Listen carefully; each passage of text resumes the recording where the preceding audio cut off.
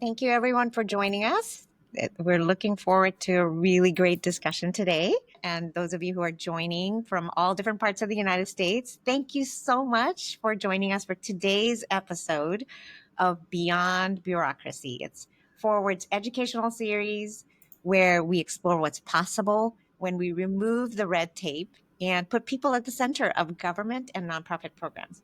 And so I'm Tahmina Martelly, Director of Client Services here at Forward. And then I am so thrilled today to be here with Anita Allgood, Vice President of Single Family and Home Ownership Services at Invest Atlanta. Anita, it's always a good time whenever we can get together. I'm so happy to be here with you. Thanks so much, Tahmina. Thanks so much for having me. Yes, we have a lot of fun when we get together. I know. So I'm looking forward to today's conversation. This is going to be really timely conversation. I think across the country, cities are really grappling with how to grow responsibly without leaving behind the very people who built these communities. And that's what makes Atlanta's anti-displacement tax relief program so kind of timely and inspiring case study. It is a city-led initiative that protects legacy homeowners while still allowing for revitalization and investment in the city. So today we're going to dive into how the program came together and lessons that we learned from the pilot and this second year, and then how other communities can apply some of these strategies, whether you work in housing, economic development, or social services. We hope you will leave with some actionable ideas and new insights. So if we're ready, let's get started. Let's go.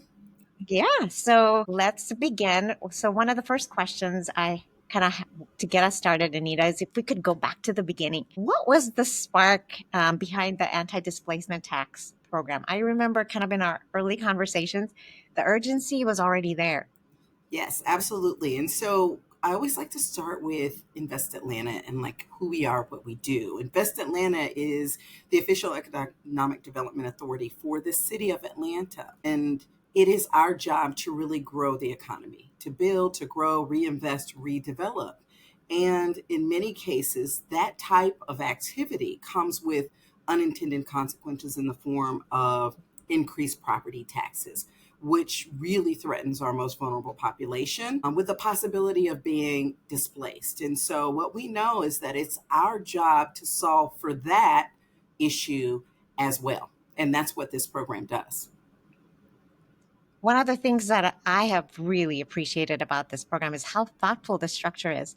Can you walk us through who the program serves and how it's funded? I think that's a question on a lot of people's minds. Sure, absolutely. So the program is really designed to assist legacy residents, those that you alluded to, that they built these communities and essentially the fabric of these neighborhoods. So the program primarily serves seniors on a fixed income, people who have been in their home for 15 years or longer, age 60 or above, and at 60% of the area median income, which is right at about 48,000 for a one-person household in the Atlanta area. But the program is designed to pay the increase in the homeowner's property taxes over a 20-year period, which shields them from those increases and the possibility of displacement. So, what they pay today in taxes is really what they will pay every year going forward once they get in the program, and the program pays the increases for the 20 years. The funding source, we received, thankfully, gratefully, luckily, $10 million that was derived from the Centennial Yards Housing Trust Fund. And this was a trust fund that was created as a negotiation of one of Atlanta's most catalytic projects. You may have heard of the Gulch, or now it's called Centennial Yards. But in that deal, the developer was negotiated to pay into a housing trust fund. And our program was one of the carve outs for that trust fund, along with several other programs. Also, a portion of our program is funded with a donation from Tyler Perry. So he is very in tune with the fact that his studio was impacting growth and development in the neighborhoods around it. And therefore, again, increasing taxes and were causing displacement or the possibility of this displacement. And so, to that end, Invest Atlanta received a $700,000 donation from Mr. Perry to pay back taxes, and then another $2 million commitment to support this program and the neighborhoods surrounding his studio. These are such incredible and resourceful funding sources. And from the very beginning, there was such a strong focus on making this program accessible, especially for long-time homeowners and seniors. So let's talk about how some of the key design decisions that came about and then what that helped with that process of putting this program together. Absolutely. So we knew there was a huge need across the city, but it was important to us that we launch a pilot so that we could understand, the program design, the best practices, and then we could make any necessary changes before we open the program citywide. And so to that end, we hired a consultant that did all of the necessary research to tell us where in the city was the greatest number of senior homeownership with the highest risk of displacement. And so those neighborhoods made up the initial pilot footprint for the 2024 launch. And so there are also two similar programs operating in the city with specific neighborhoods, within specific neighborhoods. And so we met with the operators of those programs as well to determine what their greatest challenges were, so that we could try to solve for those up front before we even launched the pilot. And from there, we did an RFP to engage a program manager that could assist us with everything from program design, marketing, implementation, and reporting. And that's really where our relationship with Forward was born. We were really excited about Forward and knowing that Forward was a technology-based company. But at the same time, we are very familiar with Atlanta and our senior demographic, and we knew that it was going to require a really, really high touch component as well. So it was really mission critical that we come up with some type of happy medium between the technology piece and the people piece. And so Forward was really amenable to that and focused on how we could best do that, because the Forward team, in all reality, is not local to Atlanta.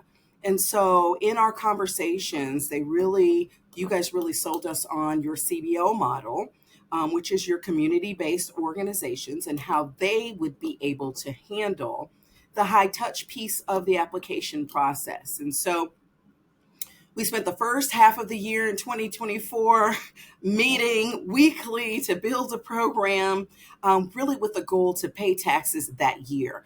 And we launched our 2024 application in 65 target neighborhoods. And it was an electronic version of an application. And for those seniors who are savvy enough to do that, or if they had advocates at home that could help them do that, they could do an electronic version of the application. But we also had in-person application intake sessions for those that, were not technologically savvy and that may have needed some help. And so that application was open for 30 days. We had over 200 applications. We were able to take in 104 new eligible homeowners into the program.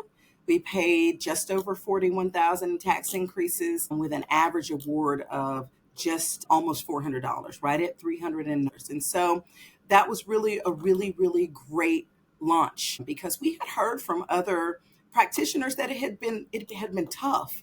And they were not getting people to take the program seriously and get into the program. So for us to get over 200 applications in our first year was really great. We were really excited about it.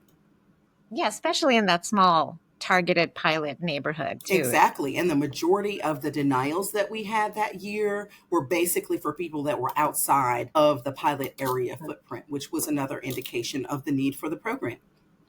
Yeah, it's been really exciting learning not only through the pilot, but also this year as we're embarking kind of on our second year with the recertification of those who qualified for the pilot year, and then open applications now for the entire metro Atlanta area. I remember us both, as well as our teams, collective teams, being surprised, but in a really good way, how well our IVR, or integrated voice response system that we designed at Forward, worked during the recertification phase because we weren't sure how it would fly with the seniors. But for so many seniors, not having to log into the platform, again, made a huge difference. They could use their phone to answer questions by typing in one or two or different number prompts.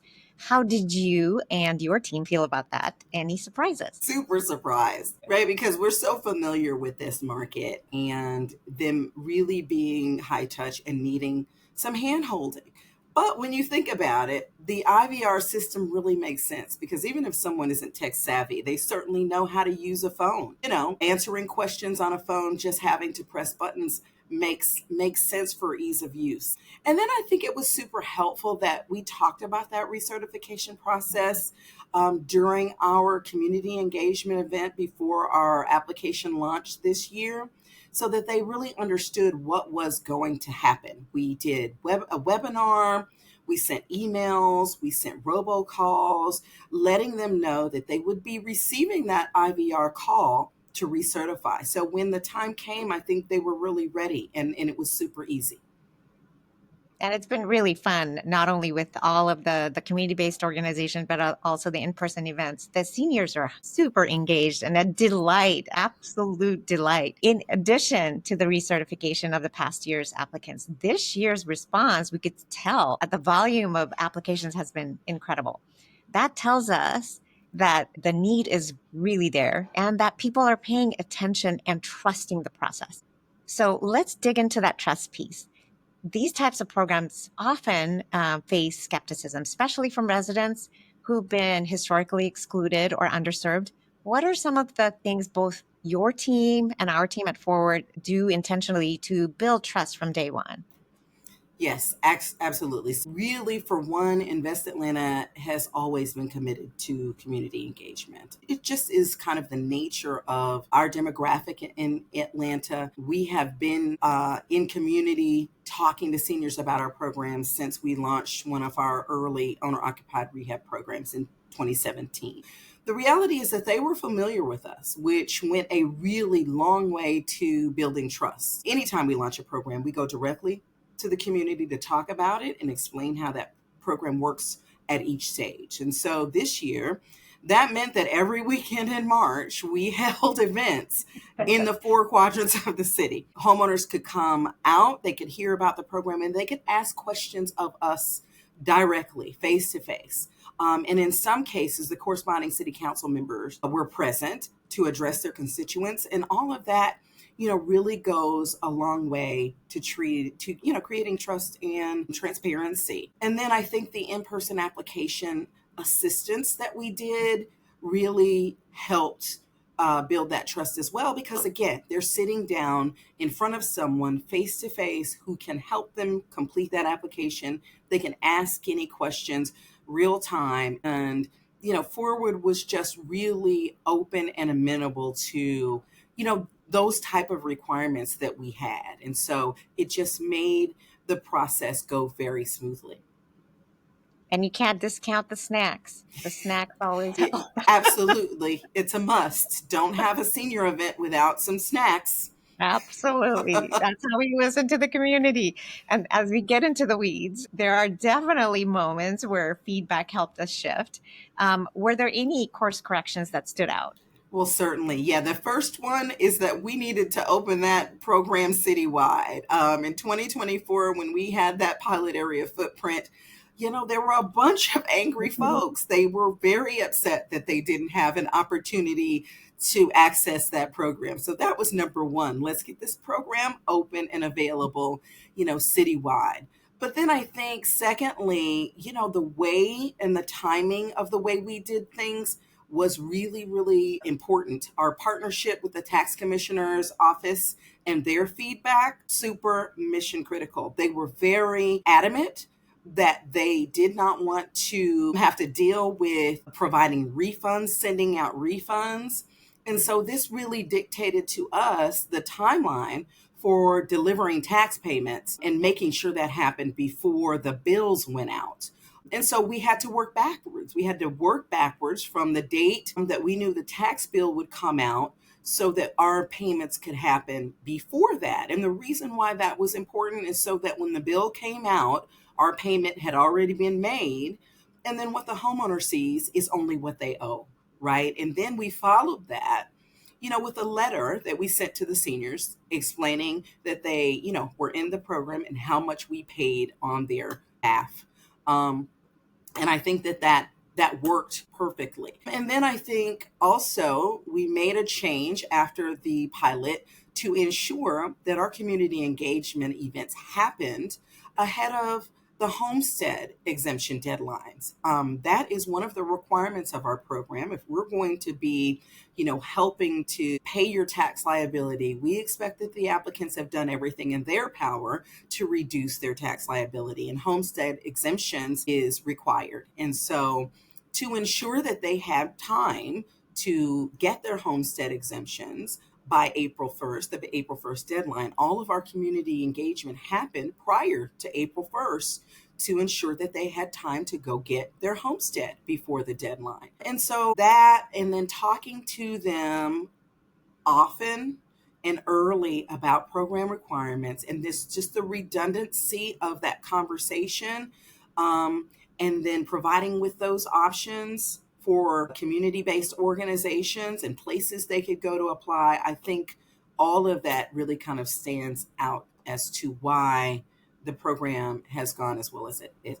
Yeah, we learned so much from working with the tax authority, and thank you with the tax commission. And now this year, it's been exciting to work with too, because all of Metro Atlanta has more than one county involved. So we're able to like interact. We knew the questions to ask. We could, get ahead and really solve for things Exactly. based on the things that we learned. So from our side, from Forward side, some of the things that we, like I mentioned earlier, that we loved seeing was really how the interactive voice response for IVR phone calls really helped, because it really helped remove a major barrier, especially for seniors who may Mm-hmm. not be digitally fluent. But what really stood out was how the technology worked alongside real on the ground support. Applicants could apply on their own. They could have a family member who could help them or work with, again, one of our trusted community-based partners that we chose with your help to really identify who are already on the ground doing incredible work. And then we were able to partner with, and then the system was also built to facilitate and track all of that seamlessly. It was a great example of how kind of thoughtful technology design can actually amplify human connection and support. What are your thoughts on this? Yeah, absolutely. I just have to say, honestly, the partnership between Invest Atlanta and Forward, along with the community-based organizations, is really, why this works. I have a small team, mighty but small, and the reality is we could not do this ourselves. Forward's technology, for one, really protects the PII, the personal identifying information, which was mission critical. We've had applications before where we've had paper applications, and just the vulnerability of this older population and that information getting out is really high when you're dealing, with paper, and they've got to take it here or take it there. And so having tech Forward's system holding all of that data, and ensuring that it's safe, super mission critical. And then, of course, that CBO impact made it really accessible. And then, of course, something really important to us is just access to that data, quick access to the data. When you're dealing with a paper application, that it's impossible to get, real-time data on what's going on with your application database. And so all of those things super important. I heard that the live dashboards are super popular. Exactly. Very. And that's one of the things that, again, we've heard over and over is the dashboards that Forward is able to have is really exciting, and it's really gives access to information right at the tip of the fingertips. So internally for your team, what kinds of tools or workflows helped your team manage everything as the program scaled, especially from last year to this year? Yeah, absolutely. So again, I've got a small team, and we manage several other programs. And so it was really important to have Forward in place to manage everything really from soup to nuts. You guys have helped us from soup to nuts. But, one of the things we certainly couldn't have done, that projection tool. right? It's critical because it really helped me to understand how many people can I put into this program based on the amount of funding that I have available. It's a 20-year program. And it was really important for me to ensure that the funding that I have will last for the next 20 years, right? I did not want to put people into the program and then have funding run out before their 20-year term was up. So that projection tool, mission critical. Also, because we knew we were going to be oversubscribed, we knew that we were going to have a random selection to determine who got into the program and who didn't. That is forward, technology that helped us provide fair representation in the program across 12 different city council districts. And so also mission critical. So forward ensures that process is fair and understandable, and something that if I have to explain, I can clearly explain how we selected folks from the program. And then, of course, lastly, I can't talk enough about that dashboard. That dashboard has been, the star of the show. My CEO is hell bent on getting one for every program that we have, but it just makes it super easy to see, the number of applications you have, the demographics, the location, all of that in one snapshot, which just makes it easier for me to report out to my leadership. We're here for you. Before joining Forward, I worked in city government. I worked in county as well as statewide government. And one of the key things, I'm sure I hear this from you, Anita, and from your team, you get those phone calls where people want to know, have lots of answers, and to be able to have answers, to be able to answer quickly, and to be able to defend the decisions made. Mm-hmm. It's so helpful to be able to do that. That's one of the That's strengths. exactly right. And and it's obvious that you all understand that, because it is a mission critical piece. We get those type of questions at any given day, at any given moment, at any given time, with an expectation to be able to answer those questions. And so, all of the tools that you guys have provided have made me really comfortable and confident that I can do that at the drop of a dime. Yeah, to be fair and equitable, to be really be able to Absolutely. stand by it. So, for folks listening from other cities, and we know there are quite a few that have joined us today, what would you say to leaders that are thinking about launching something like this? Well, first, do it, and do it now. Just because every city has got that vulnerable population that is in fear of displacement. And at the same time, every city wants to grow and develop and be revitalized. But that community we've got to remember. And so this is a way that we can help support. One of the things that I would say is that you must work really closely with the tax assessor's office, right? Their involvement is really critical to having a smooth process. They will tell you exactly how and when they want to receive those tax payments. And then that will help you build your program around what their expectation is. And so, if you could rewind, and this is kind of a fun question, if you could rewind to just before the pilot, which was last year, what's one piece of advice you would give yourself? Well, just do more research. More and more and more, as much research as we could do. And we did a lot of research. We had lots of conversations. We even had a consultant. We did a lot of research, but we still learn new things every day about how tax liens may be reflected, how and if a paid tax lien is reflected, right? Because our program requires that you don't have any tax liens, right? So we've got the forward team looking for those. But in some cases, those tax liens could have been paid and not reflected as paid. That's our newest find. So the more research that you can do about how the city taxes work, the county taxes work, whatever you're subject to, the better off you'll be, because we are finding out new information every day. So, since this is a 20-year program, very robust, What's next for this program? I know with this long commitment, how are you thinking about its longevity and evolution? Well, fundraising is number one, right? We were very blessed to have received our initial $10 million commitment. I will put 245 new people into the program this year. And so before I can go to market again, we'll need to fundraise.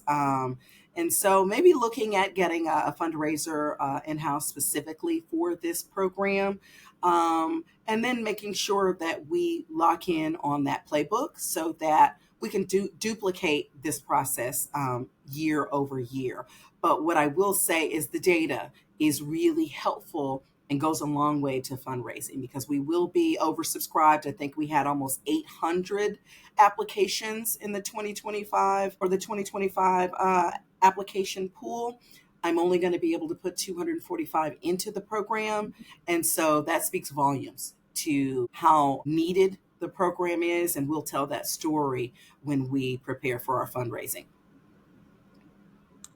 So, as we get ready to kind of close to end, if we fast forward, say 5 or even 10 years from now, what does success look like to you tied to this program?